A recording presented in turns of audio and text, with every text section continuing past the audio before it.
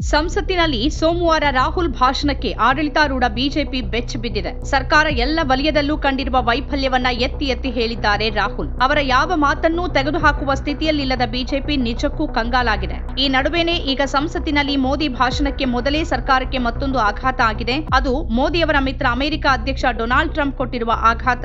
ಅಕ್ರಮ ವಲಸಿಗರಾಗಿರುವ ಭಾರತೀಯರನ್ನ ಅಮೆರಿಕದಿಂದ ಗಡೀಪಾರು ಮಾಡುವ ಕೆಲಸಕ್ಕೆ ಟ್ರಂಪ್ ಆಗಲೇ ಕೈ ಹಾಕಾಗಿದೆ. ಸೋಮವಾರವೇ ಅಕ್ರಮ ವಲಸಿಗರನ್ನ ಹೊತ್ತ ಮಿಲಿಟರಿ ವಿಮಾನ ಹೊರಟಿದೆ ಅನ್ನೋ ಸುದ್ದಿಗಳಿವೆ. ಮೋದಿಗೆ ಟ್ರಂಪ್ ನೀಡಿರುವ ಮಿಡ್ ನೈಟ್ ಆಘಾತ ಇದು. 24 ಗಂಟೆಯ ಒಳಗೆ ಅಕ್ರಮ ವಲಸಿಗರನ್ನ ಹೊತ್ತಿರುವ ಅಮೆರಿಕ ಮಿಲಿಟರಿ ವಿಮಾನ ಭಾರತ ಮುಟ್ಟಲಿದೆ ಅಂತ ಹೇಳಲಾಗಿದೆ. ಈ ಹಿನ್ನೆಲೆಯಲ್ಲಿ ಸ್ಪಷ್ಟವಾಗಿ ಮೋದಿ ಮೇಲೆ ಹೆಚ್ಚಿನ ಒತ್ತಡ ಇದೆ.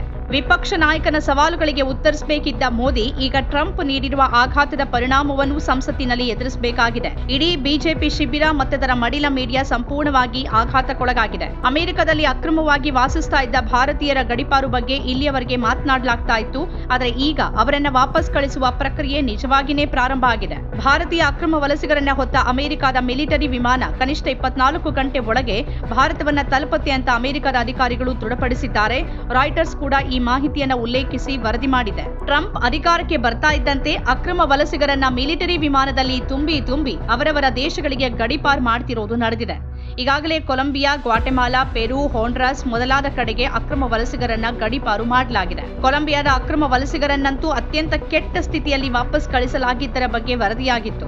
ಅಲ್ಲಿಗೆ ಕಳಿಸಲ್ಪಟ್ಟ ಜನರಿಗೆ ಶೌಚಾಲಯ ಇರಲಿಲ್ಲ, ಅವರಿಗೆ ಆಹಾರ ನೀರನ್ನು ನೀಡಲಾಗಿರಲಿಲ್ಲ, ಅವರಲ್ಲಿ ಅನೇಕರಿಗೆ ಕೈಕೋಳ ಹಾಕಲಾಗಿತ್ತು. ಕೊಲಂಬಿಯಾದ ಅಧಿಕಾರಿಗಳು ತಮ್ಮ ನಾಗರಿಕರ ಕೈಗಳ ಮೇಲೆ ಕೈಕೋಳವನ್ನ ನೋಡೇ ಭಯಭೀತರಾಗಿದ್ರು. ಕೊಲಂಬಿಯಾದ ಆ ನಾಗರಿಕರು ತಮ್ಮನ್ನ ಅಪರಾಧಿಗಳಂತೆ ನಡೆಸಿಕೊಳ್ಳಲಾಗಿದೆ ಅಂತ ಅಳ್ತಾ ಹೇಳಿದ್ರು. ಈಗ ಯಾವುದೇ ಅಮೆರಿಕನ್ ವಿಮಾನ ಭಾರತದಲ್ಲಿ ಇಳಿದ್ರೆ ಅದರಲ್ಲಿ ಅಕ್ರಮ ವಲಸಿಗರನ್ನ ಕಳಿಸಲಾಗಿರಬಹುದು ಅನ್ನೋದೇ ಕಾಡ್ತಿದೆ. ಭಾರತೀಯರ ವಿಷಯದಲ್ಲೂ ಅಮೆರಿಕ ಅದೇ ಅಮಾನವೀಯ ನಡೆಯನ್ನೇ ಅನುಸರಿಸಿರಬಹುದಾ? ಅವರನ್ನ ಪ್ರಾಣಿಗಳಂತೆ ನಡೆಸಿಕೊಂಡಿರಬಹುದಾ? ಹಾಗಾದ್ರೆ ಭಾರತ ಸರ್ಕಾರದ ನಿಲುವೇನು? ಈ ನಡುವೆ ಫೆಬ್ರವರಿ 13ರಂದು ಮೋದಿ ಮತ್ತು ಟ್ರಂಪ್ ಭೇಟಿ ಸಾಧ್ಯತೆ ಬಗ್ಗೆ ಹೇಳಲಾಗಿದೆ. ಟ್ರಂಪ್ ಅವರೇ ಈ ವಿಷಯ ಹೇಳಿದ್ದಾರೆ ಅನ್ನೋದನ್ನ ಮೋದಿ ಭಕ್ತರು ಭಾರಿ ಹೆಮ್ಮೆಯಿಂದ ಹೇಳ್ಕೊಂಡಿದ್ದೂ ಇತ್ತು. ಆದ್ರೆ ಅದಕ್ಕೂ ಮೊದಲೇ ಟ್ರಂಪ್ ನೀಡಿರುವ ಆ ಏಟಿನ ಬಗ್ಗೆ ಈಗ ಭಕ್ತರು ಏನ್ ಹೇಳ್ತಾರೆ? ಮೋದಿ ಅಮೆರಿಕ ಭೇಟಿ ವಿಚಾರ ಏನೇ ಇರಲಿ, ಮೊದಲು ಅವರು ಸಂಸತ್ತಿಗೆ ಉತ್ತರ ಕೊಡಬೇಕಿದೆ. ಹಾಗಿರುವಾಗಲೇ ಡೊನಾಲ್ಡ್ ಟ್ರಂಪ್ ಭಾರತೀಯ ಅಕ್ರಮ ವಲಸಿಗರ ವಿರುದ್ಧ ತಮ್ಮ ಪ್ರತಾಪ ತೋರಿಸಿ ಮೋದಿಗೆ ಆಘಾತ ನೀಡಿದ್ದಾರೆ. ವಿವಿಧ ಸುದ್ದಿಗಳ ಪ್ರಕಾರ ಅಮೆರಿಕದಲ್ಲಿ ಸುಮಾರು 7.5 ಲಕ್ಷ ಭಾರತೀಯರು ಅಕ್ರಮವಾಗಿ ವಾಸ ಮಾಡ್ತಿದ್ದಾರೆ ಮತ್ತು ಅವರಲ್ಲಿ 18,000 ಜನರನ್ನ ಮೊದಲ ಹಂತದಲ್ಲಿ ಗಡೀಪಾರು ಮಾಡಲಾಗ್ತಿದೆ ಅಂತ ಹೇಳಲಾಗಿದೆ.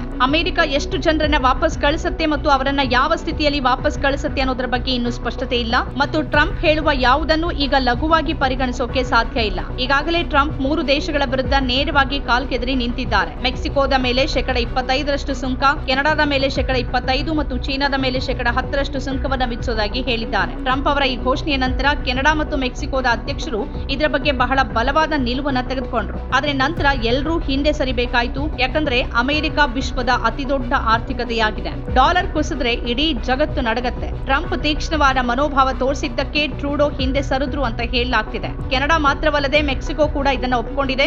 ಮೆಕ್ಸಿಕೋ ಮತ್ತು ಕೆನಡಾ ಈಗಾಗಲೇ ಹಿಂದೆ ಸರಿದಿವೆ. ಚೀನಾದೊಂದಿಗಿನ ಅಮೆರಿಕದ ವ್ಯಾಪಾರ ಯುದ್ಧ ಕೂಡ ದೀರ್ಘಕಾಲದವರೆಗೆ ಮುಂದುವರಿಯುವ ನಿರೀಕ್ಷೆ ಇದೆ ಅಂತ ಹೇಳಲಾಗ್ತಿದೆ. ಹಾಗಾದ್ರೆ ಭಾರತ ಎಲ್ಲಿ ನಿಲ್ಲಲಿದೆ? ಭಾರತದೊಂದಿಗಿನ ಅಮೆರಿಕದ ವ್ಯಾಪಾರದಲ್ಲಿ ಹಲವು ಸಂಕೀರ್ಣತೆಗಳಿವೆ. ಅಮೆರಿಕನ್ ಕಂಪನಿ ಹಾರ್ಲೆ ಡೇವಿಡ್ಸನ್ ತಯಾರಿತ ಬೈಕ್ಗಳು ನಮ್ಮ ದೇಶದಲ್ಲಿ ತುಂಬಾ ದುಬಾರಿಯಾಗಿದೆ ಅನ್ನೋ ಸತ್ಯವನ್ನ ಮಡಿಲ ಮೀಡಿಯಾಗಳು ತೋರಿಸೋದಿಲ್ಲ. ಭಾರತ ಅದರ ಮೇಲೆ 100% ಸುಂಕ ವಿಧಿಸುತ್ತೆ. ಹಾರ್ಲೆ ಡೇವಿಡ್ಸನ್ ಅಗ್ಗವಾಗುವಂತೆ ಸುಂಕವನ್ನ ಕಡಿಮೆ ಮಾಡಬೇಕು ಅಂತ ಸರ್ಕಾರ ಬಜೆಟ್ ನಲ್ಲಿ ನಿರ್ಧರಿಸಿದೆ. ಟ್ರಂಪ್ 100% ಸುಂಕ ವಿಧಿಸುವ ಬಗ್ಗೆ ಹೇಳಿಕೆಗಳನ್ನ ನೀಡೋಕೆ ಪ್ರಾರಂಭಿಸಿರೋದ್ರಿಂದ ಭಾರತ ಸರ್ಕಾರ ಈ ಹೆಜ್ಜೆ ಇಟ್ಟಿದೆ. ಯಾಕಂದ್ರೆ ಇದು ಅಮೆರಿಕದೊಂದಿಗೆ ಸಂಘರ್ಷ ಮಾಡಿಕೊಳ್ಳುವ ಸಮಯ ಅಲ್ಲ. ಆದ್ರೆ ಈಗ ಟ್ರಂಪ್ ಏನ್ ಮಾಡ್ತಿದ್ದಾರೆ? ಪ್ರಧಾನಿ ಮೋದಿ ಇದೆಲ್ಲದರ ಬಗ್ಗೆ ಸಂಸತ್ತಿನಲ್ಲಿ ಉತ್ತರಿಸಬೇಕಾಗಿದೆ. ಅಕ್ರಮ ವಲಸಿಗರ ವಿರುದ್ಧದ ಅಭಿಯಾನದಲ್ಲಿ ಟ್ರಂಪ್ ಸರ್ಕಾರ ಪೆಂಟಗನ್ ನೆರವನ್ನ ಪಡೆದಿರುವುದಾಗಿ ಹೇಳಲಾಗಿದೆ. ಯುಎಸ್ ಮೆಕ್ಸಿಕೋ ಗಡಿಯಲ್ಲಿ ಹೆಚ್ಚುವರಿ ಪಡೆಗಳನ್ನ ನಿಯೋಜಿಸಲಾಗಿದೆ ಮತ್ತು ವಲಸಿಗರನ್ನ ವಾಪಸ್ ಕಳಿಸೋಕೆ ಮಿಲಿಟರಿ ನೆಲೆಗಳನ್ನ ಬಳಸಲಾಗಿದೆ. ಗಡೀಪಾರು ಮಾಡಲಾದ ವಲಸಿಗರನ್ನ ಹೊತ್ತ ವಿಮಾನಗಳ ಅತ್ಯಂತ ದೂರದ ಪ್ರಯಾಣ ಭಾರತದ ಕಡೆಗಿನದ್ದು.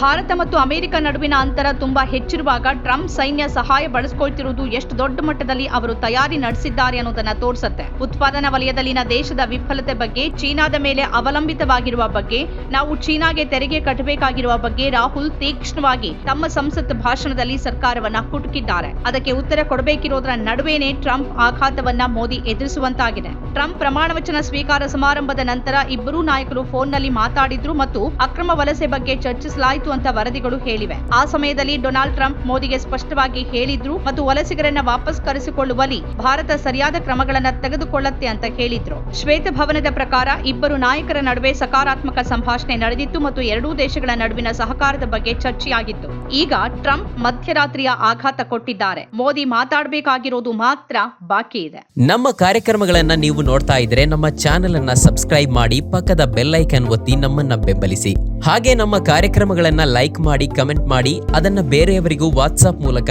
ಶೇರ್ ಮಾಡಿ. ನೀವು ಹೀಗೆ ಮಾಡಿದಾಗ ನಮ್ಮ ಚಾನೆಲ್ ಇನ್ನಷ್ಟು ಮತ್ತಷ್ಟು ಜನರಿಗೆ ತಲುಪಲು ನೀವು ನಮ್ಮೊಂದಿಗೆ ಸಹಕರಿಸಿದ ಹಾಗಾಗುತ್ತೆ. ಇದು ನೀವು ಯಾವುದೇ ಖರ್ಚಿಲ್ಲದೆ ಕೆಲವೇ ಸೆಕೆಂಡುಗಳಲ್ಲಿ ನೀಡಬಹುದಾದ ಸಹಕಾರ.